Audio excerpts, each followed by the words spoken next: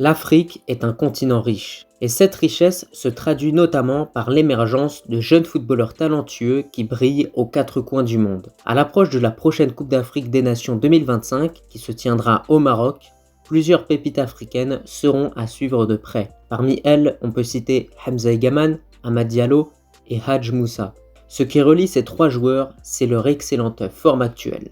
Vous l'avez compris, on va s'intéresser à 5 pépites qui représentent le futur du football africain. On commence avec Hamza Egaman. C'est un buteur de 22 ans évoluant aux Rangers et autant vous dire que depuis le début de cette saison 2024-2025, il est plus qu'en feu avec cette équipe des Rangers en Écosse mais également en Europe. En 16 matchs depuis le début de cette saison, il a inscrit au total 6 buts et délivré 2 passes décisives. Mais ces statistiques ne sont pas à l'image de la saison qu'il réalise avec les Rangers. En effet, il est vu comme un joueur prometteur dans cette équipe-là, mais surtout en 4 matchs de Ligue Europa, il a inscrit 4 buts, notamment un doublé contre Nice qui a fait beaucoup parler parce que le joueur avait également délivré une passe décisive lors de ce match-là, ainsi que 2 buts qu'il avait inscrits, ce qui nous fait bien évidemment un doublé. Alors on en a entendu beaucoup parler de ce joueur-là, notamment parce qu'il se distingue grâce à sa puissance de frappe qui est vraiment impressionnante, également son gabarit costaud qui lui permet de bien conserver les ballons pour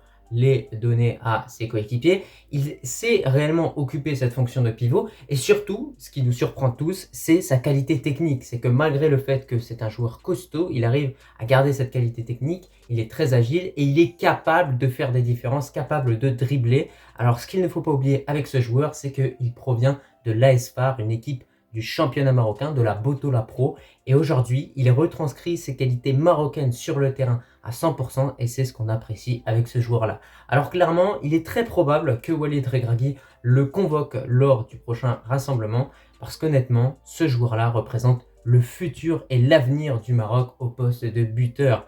Alors le Maroc a eu plusieurs buteurs qui n'ont pas toujours été réguliers, mais Egaman impressionne vraiment par ses performances. D'ailleurs, concernant ce joueur-là, il a un petit peu le même style de jeu, la même façon de jouer que R9, le Brésilien. Et ça, c'est quelque chose que plusieurs coéquipiers de sa propre équipe ont remarqué. Il y en a même qui l'associeraient à des Didier Drogba, à des très grands joueurs, alors qu'aujourd'hui, Hamza Egaman n'est pas forcément super connu. Mais je pense qu'il doit continuer sur cette lancée, qu'il doit essayer de trouver un nouveau club qui continuera de le faire progresser, mais il va falloir qu'il effectue les bons choix dans sa carrière parce que ça va être quelque chose de très décisif. Le talent est là, maintenant il faut bien évidemment effectuer les bons choix avec beaucoup de maturité, mais j'espère qu'il aura l'occasion prochainement de porter le maillot de l'équipe nationale marocaine. Parce que franchement, je pense qu'on a besoin de ce type de buteur en tout cas. En tout cas, de votre côté, n'hésitez pas à me dire en commentaire ce que vous en pensez de Hamza Egaman.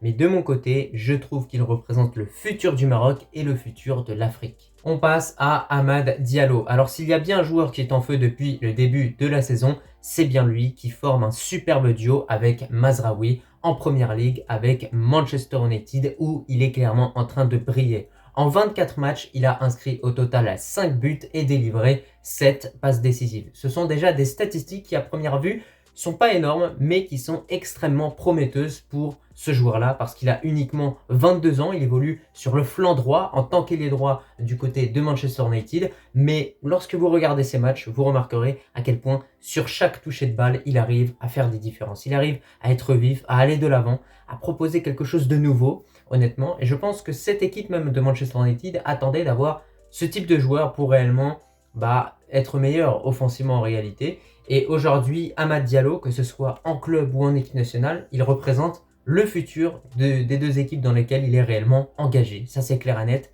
C'est un joueur extrêmement prometteur. Et moi, j'ai remarqué plusieurs qualités qui ressortaient au niveau de ce joueur-là. Sa qualité de passe, sa percussion, mais également le fait qu'il est extrêmement vif. Voilà. Je l'ai répété, je le redis. C'est un joueur qui, sur sa première prise de balle, arrive à faire un petit crochet, arrive vraiment à prendre le dessus sur son adversaire. C'est notamment grâce à son champ de gravité qui est plutôt bas.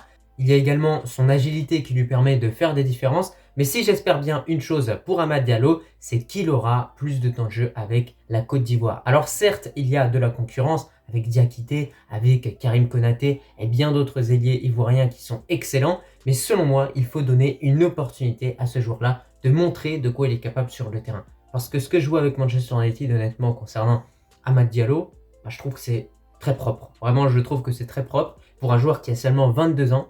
Donc voilà, il faut que la Côte d'Ivoire préserve ce jeune crack, cette jeune pépite qui représente le futur du football ivoirien, mais également plus largement le football, enfin le futur du football africain. Ça c'est clair et net, on le voit notamment avec ce qu'il propose.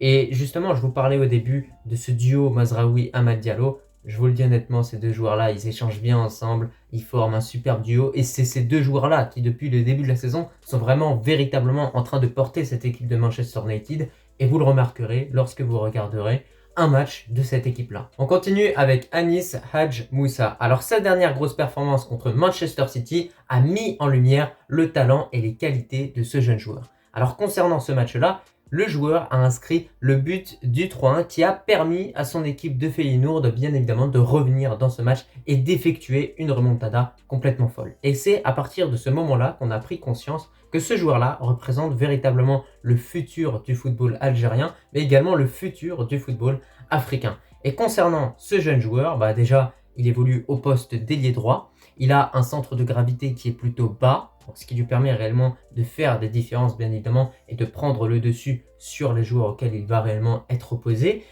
Il se distingue par son agilité, sa vitesse, mais surtout sa capacité d'accélération. J'ai remarqué que c'est un joueur extrêmement vif, et que voilà, sur quelques mètres, il arrive à faire des différences, il arrive à vraiment avoir cette percussion, bien évidemment. Néanmoins, au niveau des statistiques, c'est pas un bilan qui est encore satisfaisant pour ce joueur, parce qu'en 12 matchs d'Eurodivise, de championnat néerlandais, il a inscrit 3 buts et délivré une passe décisive en 12 matchs au total. Mais ça, je pense que bien évidemment, comme tout jeune joueur, parce qu'il a seulement 22 ans, eh bien, au bout d'un moment, il va franchir ce palier qui va lui permettre véritablement d'être meilleur en finition et d'augmenter ses statistiques petit à petit. On remarque à chaque fois, lorsqu'un joueur a 21 ans, 22 ans, il n'est plus le même lorsqu'il a 25 ans, 26 ans. Et souvent, ces statistiques font un x2, voire même un x3 parfois pour certains joueurs qui ont vraiment été très très mauvais durant de nombreuses années en termes de finition. Maintenant, le plus important pour Anis Hadj Moussa, ce sera également d'effectuer les bons choix au cours de sa carrière, parce qu'il y a beaucoup de clubs qui vont venir, bien évidemment, s'intéresser aux joueurs. Maintenant, il faut qu'il effectue le bon choix, le bon championnat. Et je pense qu'aujourd'hui, s'il continue sur ce chemin-là, sa place n'est plus en Eurodivisie, mais est bien évidemment dans un club qui évolue dans les 5 plus grands championnats au monde. Ensuite, on a Nen Dorgeles. Alors ça fait un petit moment que l'international malien est impressionnant de par ses performances en équipe nationale, mais également du côté de Salzbourg. Alors concernant ce joueur-là, j'ai remarqué qu'il se distingue par plusieurs qualités. Déjà, son agilité, sa vitesse, et surtout, on voit à quel point il fait vraiment des différences sur le terrain. Il apporte vraiment une plus-value, un plus à cette équipe malienne, et on le remarque lorsqu'il est absent. Son absence se fait ressentir. Aujourd'hui, il a seulement 21 ans, donc il a encore beaucoup de temps devant lui. Il a encore une longue carrière, Inch'Allah, pour lui. Et honnêtement, moi, c'est un joueur que je vais suivre de très près parce que il a réalisé de grosses statistiques récemment avec le Mali, où il a même inscrit un triplé, je crois bien, lors d'un match. Donc, il faut qu'il continue, bien évidemment, sur cette lancée. Il ne faut pas qu'il reste basé sur ses actifs. Il faut qu'il continue, bien évidemment, de progresser. Il a encore une marge de progression à acquérir. Il a encore, bien évidemment, des progrès à effectuer, que ce soit en termes de finition ou d'autres choses. Mais lorsque vous regardez un petit peu une compilation de ce joueur-là, vous remarquerez à quel point, vraiment, il représente le futur du football malien, mais également africain. Vraiment les deux en même temps. Mais lorsque nous parlons de Dorgeles, il est impossible d'oublier le fait que ce joueur-là est excellent en percussion, mais également très mobile sur le terrain. C'est-à-dire que j'ai remarqué à chaque fois, à plusieurs reprises, que ce soit du côté de Salzbourg ou avec le Mali, c'est un joueur qui ne va pas rester cloîtré sur son côté. Il va toujours être un petit peu mobile, et c'est ça en réalité qui déstabilise un adversaire. C'est lorsque tu bouges beaucoup, lorsque tu fais beaucoup d'appels vers l'avant, et c'est exactement, de façon extrêmement claire, ce que aujourd'hui Dorgeles fait sur le terrain. Donc en tout cas, pour les Maliens qui écoutent cette vidéo, n'hésitez pas à me dire en commentaire ce que vous en pensez de ce joueur-là. Pour finir, Lamine Camara. Alors ce n'est pas une surprise si Lamine Camara a remporté le titre de meilleur jeune joueur africain au cours de la dernière cérémonie du Ballon d'Or africain qui s'est déroulé à Marrakech. C'est parce que avant tout, ce joueur-là reste un joueur extrêmement prometteur pour l'ensemble du continent africain. Alors maintenant, par quelle qualité il se distingue? Déjà, j'ai remarqué qu'il apporte un certain équilibre au milieu de terrain sénégalais. On a pu voir à quel point c'était le cas notamment lors de la dernière Coupe d'Afrique en Côte d'Ivoire, même si le Sénégal n'a pas réalisé un très bon parcours. Mais du côté de Monaco, c'est dommage en réalité qu'il ait un peu moins de temps de jeu parce que je trouve qu'il apporte des qualités différentes par rapport aux autres joueurs qui sont alignés justement à sa place sur le terrain. Ce qu'on remarque de façon extrêmement claire, c'est qu'il occupe parfaitement la fonction de milieu relayeur. Et donc, il assure voilà, cette transition, j'ai envie de vous dire, entre la défense et l'attaque. Il arrive vraiment bien à faire le relais. Il fait les efforts offensifs, il fait les efforts défensifs. Et ça, c'est ce qui compte parfois. Voilà. C'est vraiment de faire cette navette. Et lui, il le fait bien. C'est un joueur qui a beaucoup d'endurance, voilà, capable de faire des 12 km par match, voire des 14 km par match. Donc c'est pour ça aujourd'hui que je ne comprends pas pourquoi du côté de l'AS Monaco, il a moins de temps de jeu. Mais quoi qu'il arrive en tout cas, peut-être qu'il trouvera un meilleur club. Mais à l'heure actuelle, il représente le futur du football sénégalais. Ça, c'est quelque chose qui est clair, on le sait. Mais également du football africain de façon plus globale. Parce qu'au milieu de terrain en Afrique, je pense qu'il y en a très peu qui sont au-dessus de lui, je vous le dis honnêtement. En tout cas, n'hésitez pas à me dire en commentaire ce que vous en pensez de Lamine Camara. Il y a également une qualité que j'ai oublié de citer chez ce joueur-là, c'est bien évidemment son aisance technique. Mais concernant Lamine Camara, là où j'ai remarqué l'importance de ce joueur-là, c'est qu'il assure l'équilibre et la stabilité du milieu de terrain sénégalais. Alors il n'est pas toujours en forme, il n'est pas toujours régulier, mais dans tous les cas, lorsqu'il est bon, on voit qu'il assure cet équilibre. On voit que voilà, il y a quelque chose au milieu de terrain et que c'est compliqué de passer. Il a déjà remporté plusieurs batailles du milieu de terrain, notamment avec Pape Gueye, avec d'autres milieux sénégalais. Et dans tous les cas, je vous le dis encore une fois, vu la trajectoire de carrière qu'il a actuellement, il représente vraiment le futur du football sénégalais. Maintenant, il va falloir qu'il effectue les bons choix au cours de sa carrière et ça, je pense que c'est quelque chose d'extrêmement important. En tout cas, c'était tout concernant cette vidéo. Mon but était vraiment de vous présenter au total 5 pépites qui représentent le futur de l'Afrique. Et le but était également de prendre des pépites de différents pays. Voilà, pas choisir que les mêmes pays, mais choisir des différents pays. Dites-moi si vous voulez une partie 2, une partie 3, et j'en ferai en tout cas. Donc on verra ce que ça donnera, mais voilà, n'hésitez pas à me dire ce que vous en avez pensé de cette petite vidéo, si vous avez apprécié ou pas.